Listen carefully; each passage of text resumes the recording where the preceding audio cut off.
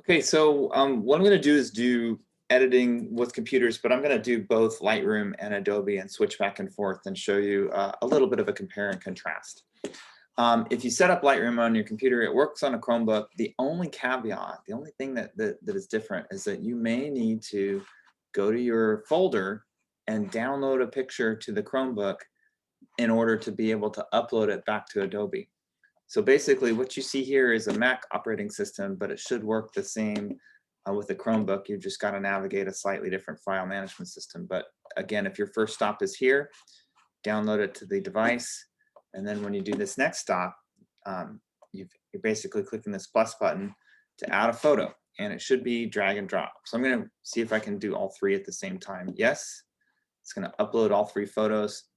Once that happens, you're in a good place, and it means you've got it already uploaded on the Adobe Lightroom. You don't need to keep it on the desktop. You can delete it from there because it's stored in the cloud. So these are the three photos that I uploaded. If I wanted to open these photos in Photoshop, one way to do that quickly is to open it with Photoshop, or you can go to Photoshop and open the file. But I'm going to do that too and jump back and forth just to show you that they both do some of the same things, at least to the level that we need for this class. Obviously, if you need Photoshop for, if you're doing Photoshop and you're doing at home and you want to work on a tutorial, there's a lot more that you can unlock. Where Lightroom, this version of Lightroom, you're seeing about everything that you can do with it. So if you have Photoshop and you want to learn more, I encourage you to take that and go on past.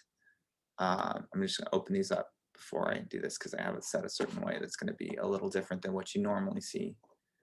And again, so now that I did that, I'll have to do this too and open each one individually. Basically what's happening is it's going to a place called Camera Raw, which is where you're going to do most of your edits to a Photoshop photo. But it doesn't, you don't see it that way. You would see it separate. So I'm opening up each file separately, and I've got tabs and a ton of tools here that you can work with. But nothing that we're doing here is here except for the crop. And then the other ones, if you want to learn more about them, you've got to practice them. You've got to learn how they work. So I've got this photo, that photo, and then I'm going to open up this photo. And I'll go through the same process. So skipping that, working with Photoshop, to get to the edits, similar to what we did on the phone, what you need to do is go up to Filter and skip down here to Camera Raw Filter. And what that does is gives you the histogram and all the tools that you need to basically edit the shot. A lot of things that were there on the cell phone are here. So you've got exposure, underexpose, overexpose.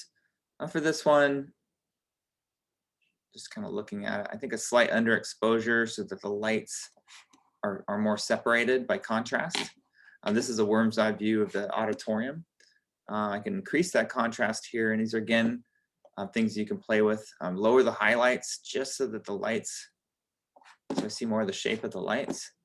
I'm not a big fan of boosting shadows because it creates noise, but I do really like sometimes dropping the shadows and getting a little bit darker look in the places where light does not find. It's just my style, not everybody's. And then like the iPhone, you can zoom in here, you've got texture. I'm going to increase the texture because that carpet texture is really prominent. Clarity is a new one. Again, it's similar to enhancing. Sometimes dehaze gives good results, sometimes not. Vibrance and saturation are the same. Vibrance does all colors.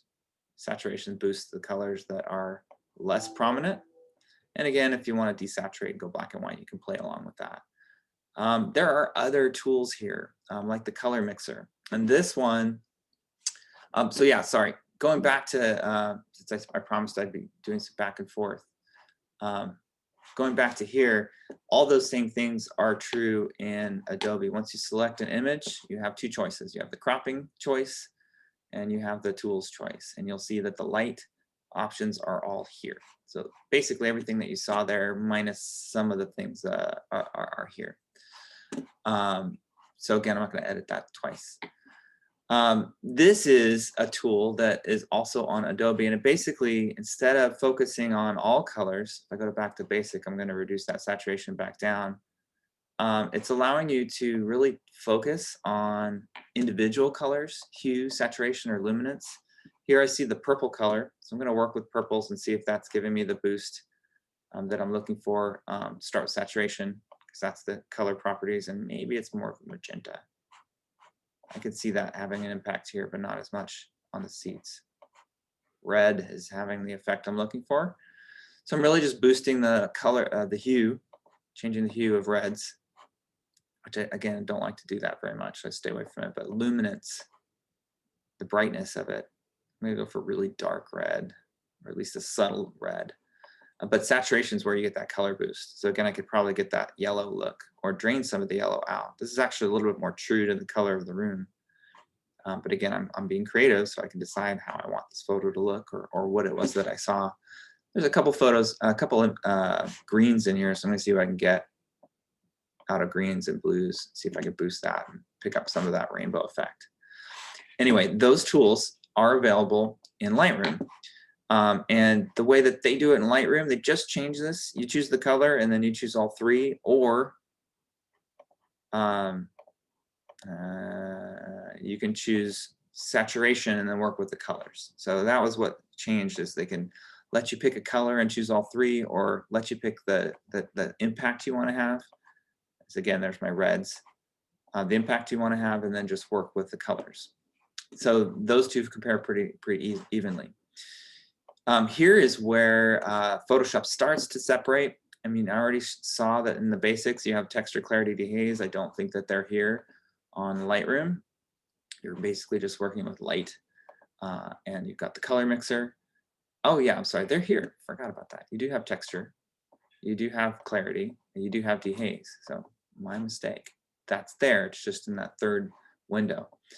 But this is one place where the modern iOSs and the Photoshop shines, and that's in detail, because you have sharpening options and you have noise reduction options. So this is a fairly noisy shot. If I reduce that noise, I'm going to clean up and smooth out some of those surfaces and get away from some of that grain. Again, Lightroom doesn't have that. I'm pretty sure that I'm right about that one. And sharpening tools, if you want to go the opposite direction and enhance the sharpness of something, Lightroom doesn't have that. So that's the comparison. When you're done with a photo in Photoshop, you can click OK. And then it takes you back to this space. And then basically what you need to do is you need to download that photo. So File, Save As. And again, I'm going to call this Theater Edit. Pardon my spelling. I've spelled it that way for quite a while. And then you're choosing the format, JPEG. Generally, keep with everything in JPEG.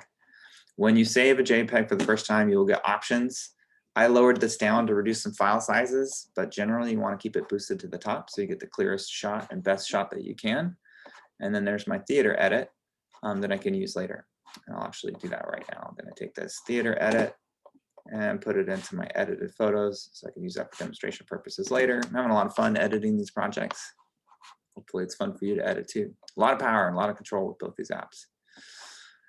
For Lightroom, let me take a different picture and just work with that real quickly in Lightroom, because I want to show you how to download and get the file from Lightroom software. This was a twist, and I'm going to first start by cropping this one because I want to take out some of that framing and be more like right about here. Notice everything here is in focus, everything here is blurred because of depth of field. I don't want to rotate, that would kind of undo the purpose of it, but I will take a little bit extra rotation. So I'm basically boosting the rotational. No, I'm going to keep right there. I lied. And then double click. Now it's automatically taking me to here. So I'm going to make a few quick adjustments. I'm not going to spend a huge amount of time on this. I'm liking the fact that the light is showing. I am sacrificing some color for that though.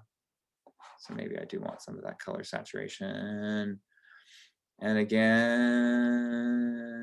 white balance is changing the white balance. If you choose something white with white balance, it'll adjust all the other colors to try and match, all the other properties to try and match what is the most true white source in your shot. Forgot about that. And it's also available in Adobe as well, in Photoshop.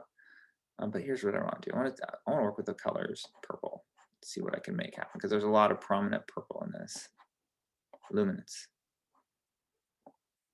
saturation, keep it, hue, don't touch it. And then there's another color that's similar, saturation. So even though this is a little bit exaggerated and not natural, I just wanted to show it. And then that's going to give me a little bit of a difference between what I had and what I have now after the edit. Wish I could change the noise on that, but I can't, not with this app. So I'm going to stick with that. And then when I'm done, when I'm ready, when my edit's done, basically what I need is a file again so that I can send it to Google Drive. This is an upload. It's not a share. There are options for share, but I want this and I want to download it. And there, that's the symbol. Out of all the edits, you're looking for the download, arrow down, nice simple graphic. And then there's options. So make sure that I want not the no edit one. I want the latest edit, full size. Because again, I want to preserve that quality. Twist purple. Let's stick with that. Desktop. And so basically what I'm taking you through is some of the basic edits that you have on a laptop. Why would you do it? I'm sorry, why would you use Photoshop or Lightroom to do your edits? Main reason is screen size. And if you have Photoshop, the ability to try things that are taught in the course when we all have Photoshop, but are out there. There's a ton of Photoshop tutorials that allow you to do some really cool things. And if you want to start doing them and applying them to these photos, knock yourself out. That's why I made sure you have the software. But because not everybody has Photoshop, I'm showing ways that you can work with it. But the screen size, the ability to see what your edits are without having to do it on a tiny screen, are the main advantage of using this. The main disadvantage of using this is just it takes a little more time with the file management. And that's it. So choose your tool: cell phone, Lightroom, Photoshop. But you will need to edit these photos and work with them so that they're coming out enhanced when you submit them for a final copy. Thank you for watching, and good luck with your edits.